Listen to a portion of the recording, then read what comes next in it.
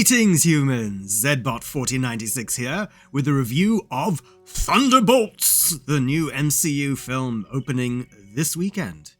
So, what is this about? Well, it's the Marvel version of putting all the misfits, sidekicks and henchmen together and seeing if they gel. Florence Pugh is essentially the star, reprising her role as Black Widow's sister, Yelena. We also have Black Widow's dad coming back, played by David Harbour, continuing his role as the Russian Captain America. We suppose Captain Russia. The motley crew is filled out by various other background characters, including a new background character, Bob, who is played by the same actor who played Bob in Top Gun Maverick. We suppose he likes to play Bobs. Anyway, Sebastian Stan returns as the Bucky, and Julia Louis-Dreyfus is Elaine again.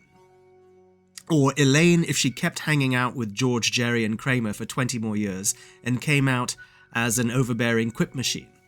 Not that there's anything wrong with being an overbearing quip machine. Or, actually, there is, but more on that later. There was something really great about this film that we have to put into context. And that great thing is the theme of the film, which is that you can't suppress your regrets. You have to face them and keep living past them. This is an astoundingly thoughtful and unexpected message to get from a genre about superpowers and heroics. Well, while the Misfit team coming together has been done in the MCU with the Guardians of the Galaxy and in DC with the various Suicide Squad movies, this level of introspection seemed to strike from nowhere as a wholly original and meaningful theme that reverberates through the plot as well. However, none of what happens seems to have much relevance. You know, in the early MCU films, which we just rewatched, there were major sinister threats and everything that happened mattered. Right.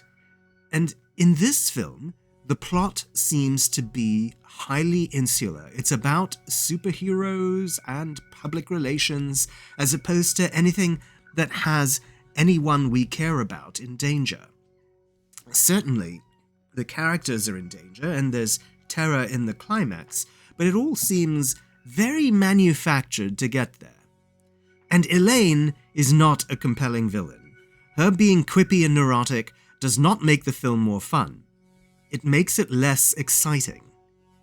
Her continuously referencing the original Avengers and their adventures does not present as homage, but instead reminds us all of the much better films this one is built on. Nobody here has the charisma of Tony Stark, Thor Odinson, Steve Rogers, Bruce Banner, or Natasha Romanoff. Instead, this is a movie where everyone is Arrow Guy.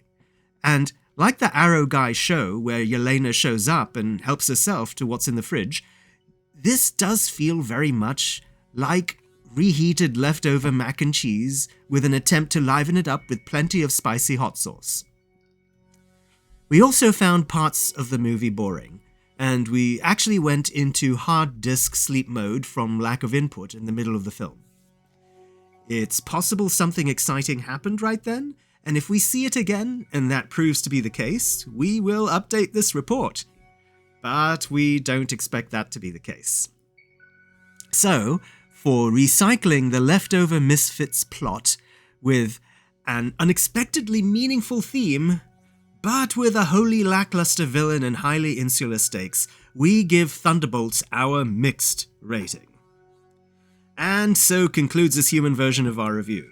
If you have feedback on it, please write in your own comments so that we can upload the galactic version to Zoggplex.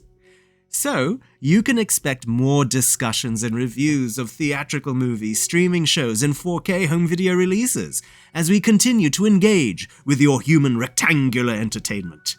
So please watch, like, subscribe, and comment so that we can continue to have the human voice reflected in the cosmos.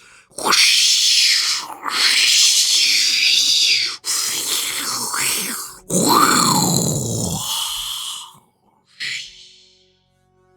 Until next time, farewell, humans!